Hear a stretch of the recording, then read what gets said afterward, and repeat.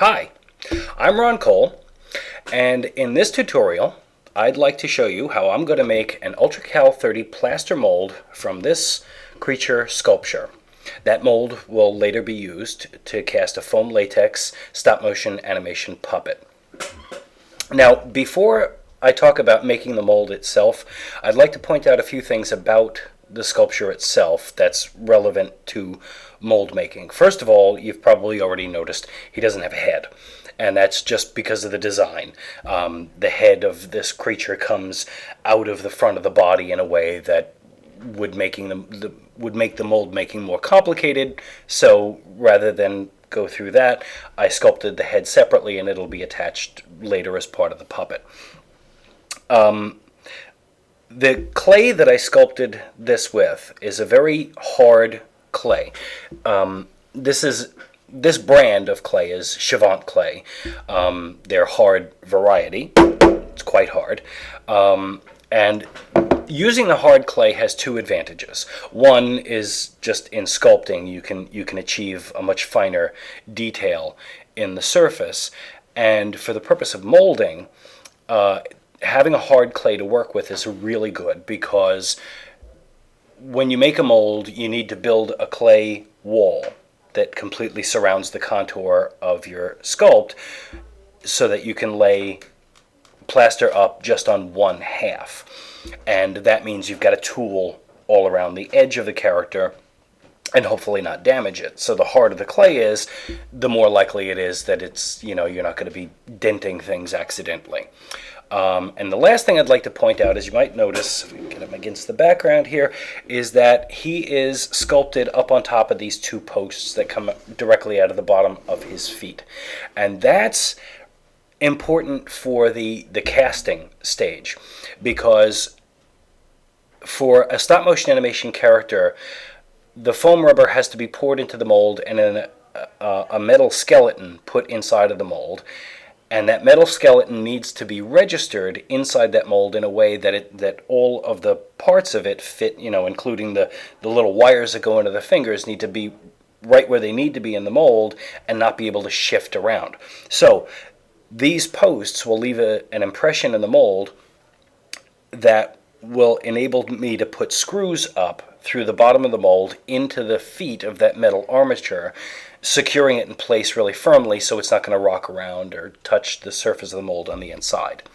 So, I can talk about building the wall around the character.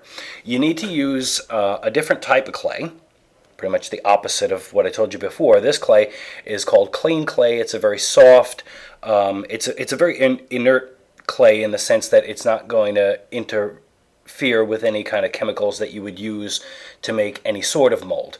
So it's good for making silicone molds and that sort of thing. And for making the wall around the clay character, what I'll do is I'll make myself a big sheet of the clean clay and roll it out with a rolling pin, and then I can take a hobby knife and just carve off individual strips like this, and then I can place them on the sculpture and press them down into the details on the surface. Of course, you're going to have little gaps that you can't quite get into by pressing, but for the most part, over areas on the surface, down the length of the arm, just pressing it in really firmly should push down into the skin textures and the pores and that sort of thing, and require minor tooling to make sure it's a nice clean line. It's got to be a nice clean line, and I'll show that to you later after the wall is laid up. But before I can start laying up the wall of clay, the first thing that I have to do is build a support structure, which I've already done. Not really build it, but sculpt it. It's made out of more of the same clean clay, and I did that in advance. And I've got 3 sections that fit right in place around the sculpture that come close to the surface but don't touch it. And that's necessary because when you're trying to lay up the clay wall along like the bottoms of the arms or in between the legs, the clay wants to fall away naturally because it's heavy and you're not really sculpting it as a permanent part of the sculpture. You just need it to be loosely attached so that, you know, it acts as a barrier for the plaster. And so once this support wall is in place, you're then able to take your thinner strips of clay, and you've got a base there for it to just hang on. And so I'll start doing that, and I think I'll show you some clips here of this in process, so you don't have to sit and watch me do the whole thing for the hours that it takes, because you really have to be meticulous and careful about making sure that under the armpits, in between the legs, in between the wrinkles on the skin, you've really got to get that sealed, because when you lay up the plaster, you don't want any of the plaster leaking through to the opposite side. Whenever I need to fit a strip of clay into an area on the sculpture that has a very distinct contour that I just can't press into, what I like to do is put the clay onto the wall right next to the sculpture and then approximately trace the outline that I need to get into with a hobby knife into the clay like I would using a pencil. Then bring it down onto my table where I can cut it cleanly without having to worry about accidentally cutting the sculpture or bumping into the sculpture. And I can take that piece and put it back into place, and hopefully it's enough of a good puzzle piece to be able to just work it into by pressing.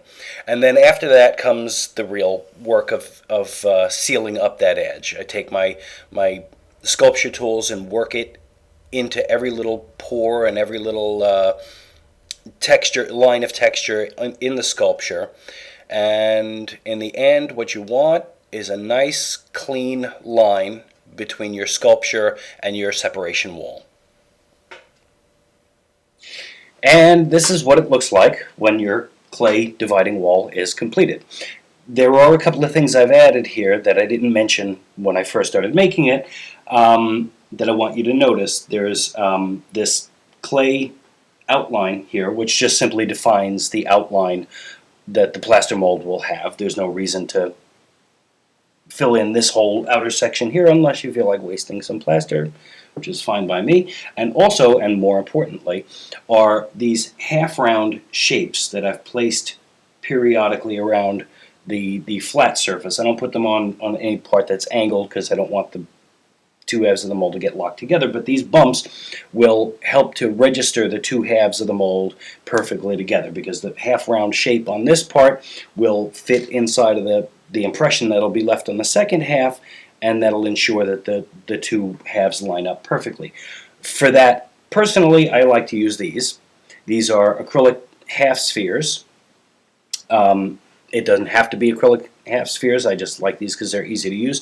If you don't have them, you could use whole plastic balls or metal balls. Just make sure that when you press them into the surface, they go at least halfway in, preferably a little further than halfway in, because you don't want them to be a permanent part of the plaster mold. Once the plaster would grab onto that ball if it's sticking out a little bit too far. That wouldn't be a tragedy either, so if that happened, okay, it'll just become the ball on the negative side. So that's pretty much, the nice thing about this is you only got to do this for the first half of the mold. Second half of the mold will already have the impression of this wall left behind for you to do the next piece. So again, you only have to do this one time. So that'll do it for this segment, and in the next segment we'll start getting some plaster on this guy and get the first half of the mold done.